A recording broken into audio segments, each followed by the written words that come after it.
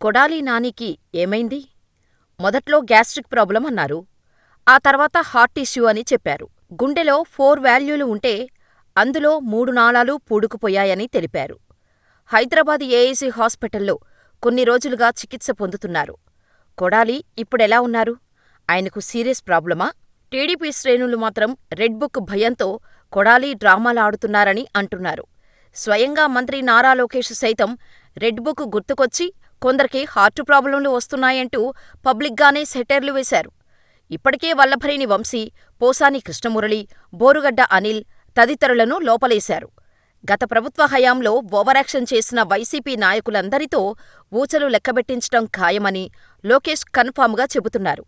వంశీ, పోసాని తర్వాత నెక్స్ట్ జైలుకెళ్లేది కొడాలినే అంటూ తెలుగు తమ్ముళ్లు సోషల్ మీడియాలో రెచ్చిపోతున్నారు. సరిగ్గా ఇదే సమయంలో కొడాలి నాని అనారోగ్యంతో హాస్పిటల్లో అడ్మిట్ కావటంతో ఆయన హెల్త్ ఇష్యూ పొలిటికల్ టర్న్ తీసుకుంది. అయితే రెడ్ బుక్ ఎఫెక్ట్ వల్లనో, హెల్త్ ప్రాబ్లంతోనో కారణమేదైనా కొడాలి నాని హెల్త్ కండిషన్ కాస్త సీరియస్గానే ఉందట. నానికి హార్ట్ స్ట్రోక్ వచ్చిందని బయట విపరీతంగా ప్రచారం జరుగుతోంది.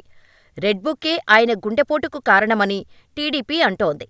అయితే స్ట్రోక్ రాలేదని వైసీపీ చెబుతోంది. ఆరోగ్యం బాగాలేకపోతే హైదరాబాద్ ఏఐజీ హాస్పిటల్లో జాయిన్ అయ్యారని, డాక్టర్లు టెస్టులన్నీ చేస్తే గుండెలో 3 వాల్వ్స్ మూసుకుపోయాయని చెప్పారట. ప్రాబ్లం క్రిటికలే అని, మెరుగైన ట్రీట్మెంట్ అవసరమని తెలుస్తోంది. చికిత్స కోసం నానిని ఏకంగా ముంబైకి తీసుకెళ్తారనేది లేటెస్ట్ అప్డేట్. స్టంట్ లేదా బైపాస్ సర్జరీ చేస్తారట. హైదరాబాదులోకి ప్రస్తుతం టాప్ హాస్పిటల్ ఏఐజీ. అక్కడ లేని ట్రీట్మెంట్ ముంబైలో ఉంటుందా? అంటే ఉంటుందట.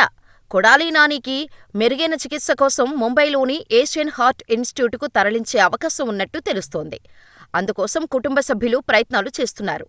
డాక్టర్ పాంటా ఇండియాలోకే ఫేమస్ హార్ట్ స్పెషలిస్ట్.